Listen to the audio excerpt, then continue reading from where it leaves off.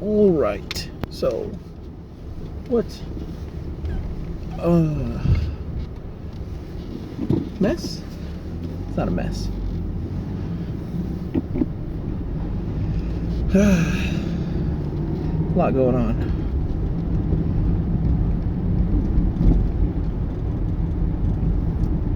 Well, you know, when I actually start counting, I don't think there's actually that much that's going on.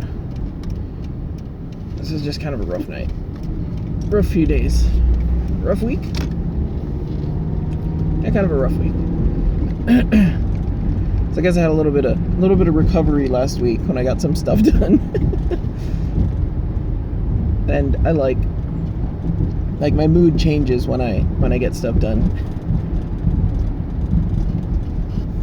Finish things up. I have things I need to finish up, and they're just not stuff that I can. There's stuff I have to be away from everyone for. So like I have to go down to the workshop and inhale soldering fumes for like an hour, and I'm less likely to do that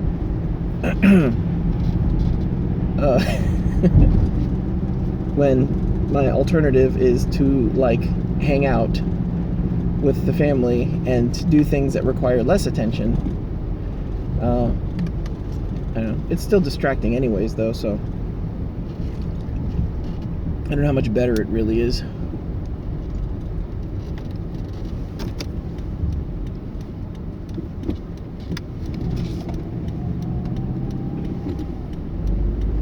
It's just like that focus thing. I don't know. I do think I'm gonna do a YouTube cleanse. I think I'm overdue for one of those. See if that changes my mood a bit. Still a lot of stupid stuff going on with the election and all that, so that might also be dragging me down.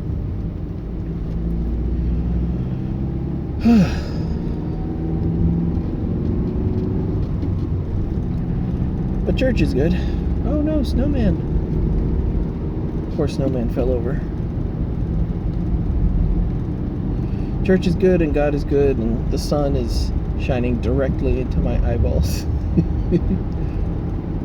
I also have this kind of weird thing where there's work I want to do and I want to do it in a very specific fashion or on a very specific system.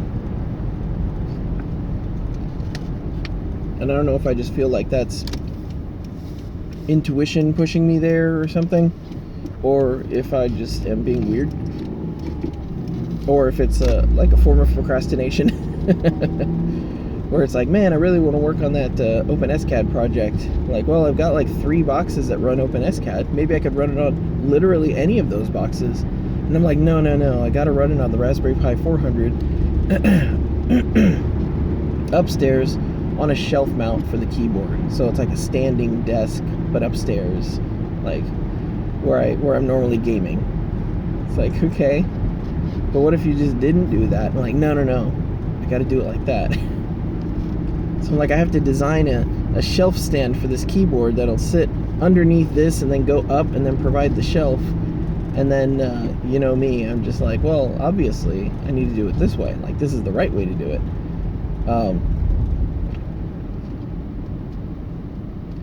Let's see. I don't know about that. That's an interesting idea, actually. I don't know why I can't just think of these things. When I sit and think about them, I have to talk about them in order to get some of these ideas. This is just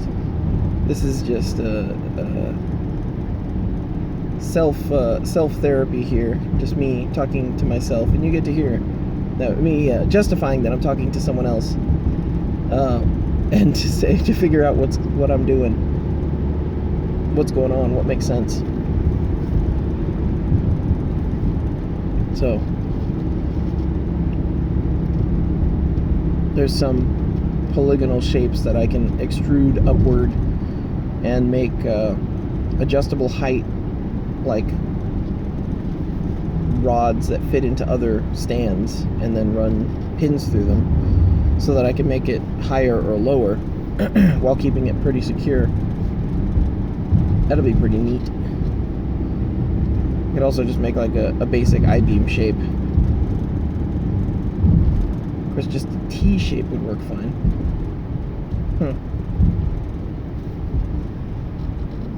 I don't know. Of course, the other thing is, like, the Raspberry Pi 400 is running the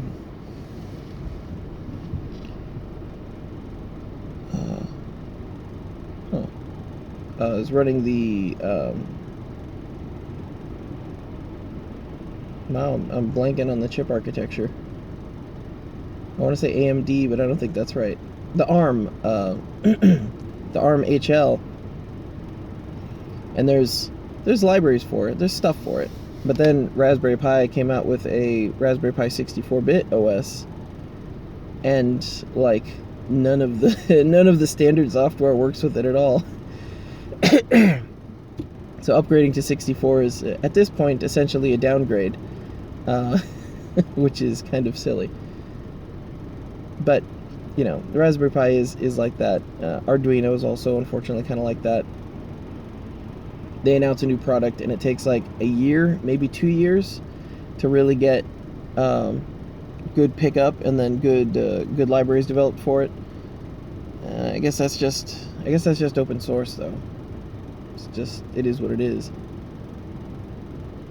And a Raspberry Pi 4 on ARM HL architecture is just fine. Getting the 64-bit is, you know, it's there, but I don't see a reason to jump to it, except for this particular instance, because OpenSCAD has a snapshot version for the Raspberry Pi OS 64-bit version, and oh,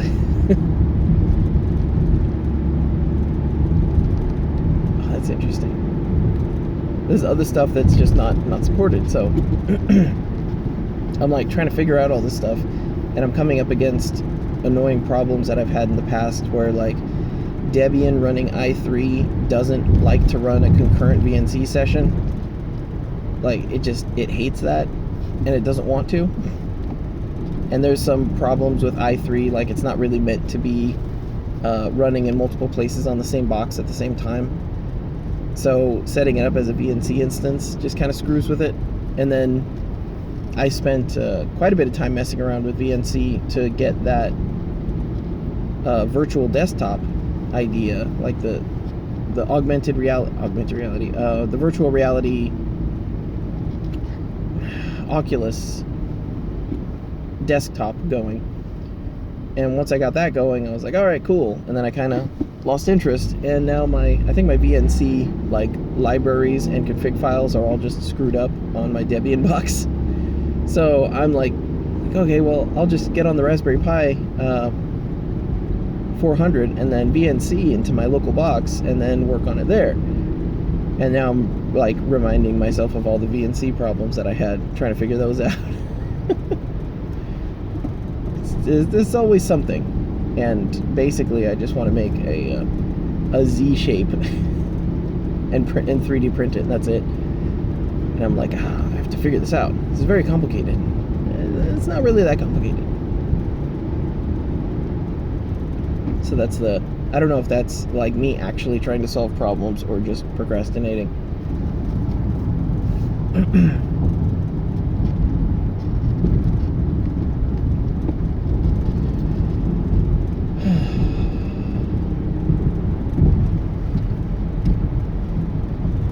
At least it's amusing.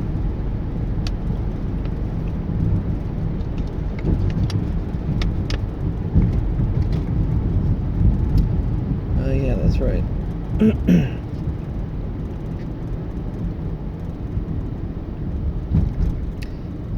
Yeah, I forgot about that. The Raspberry Pi 400 also has a slightly different chip on it. So there are some things that just don't work on it. And they have to be like tweaked ever so slightly. One of the reviews for the Raspberry Pi 400 included installing RetroPie on it, and RetroPie was not compatible with that version. which, if you read all the documentation, should not be the case, because it's basically a Raspberry Pi 4 just reshaped into a different PCB layout. And it's like, okay, well, I guess that's okay. Like, this should work, right? And the answer is no. No, it will not work.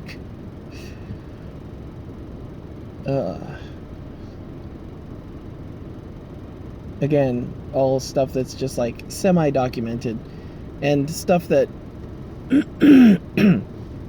is, I don't know, I've talked about this for years at this point, that people just aren't doing stuff with the Raspberry Pi, and then you like find something that's been out for multiple years and you're like, oh, well, this doesn't work. And then you go online and you find, oh yes, someone else complaining this doesn't work, and this complaint is, 3 years old or something, and you're like, okay, well, no one cares. No one's working on these things. No one's doing interesting work, and it's disappointing.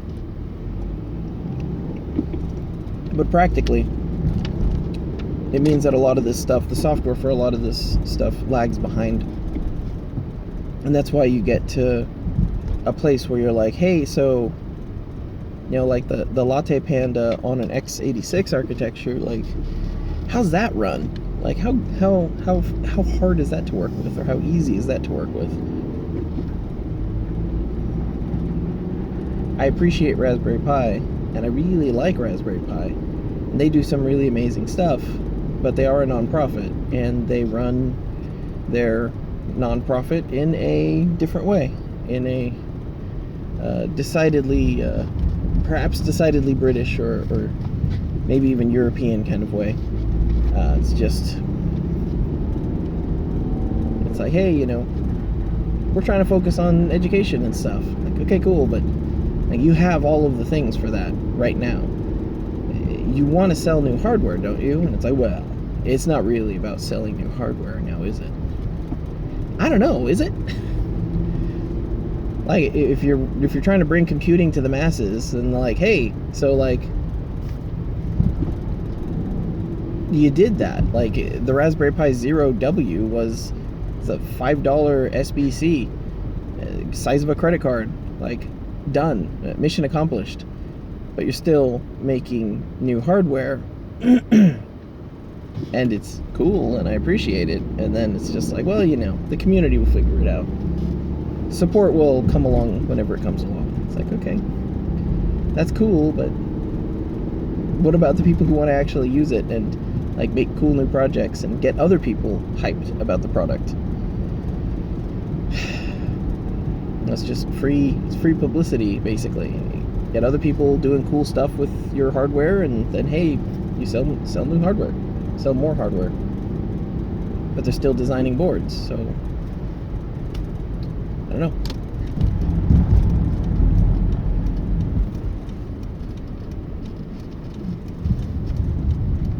So it's fine if you have a the Raspberry Pi can ostensibly, it kind of fits into the location of replacement for or ease of access for like GPIO, like hardware interface, for making appliance style things, or Internet of Things interfacing with hardware. It simplifies all that by making it an entire computer architecture that you can play around in. But I guess it's just not designed to keep up like that until a critical mass of people have it, and then when people write new software, their first question is, does it work? And their second question is, does it work on the Raspberry Pi? But then you start changing architecture, and it's like, okay, well, which version of the Raspberry Pi? I don't know. It is what it is. Still really cool to mess around with, though.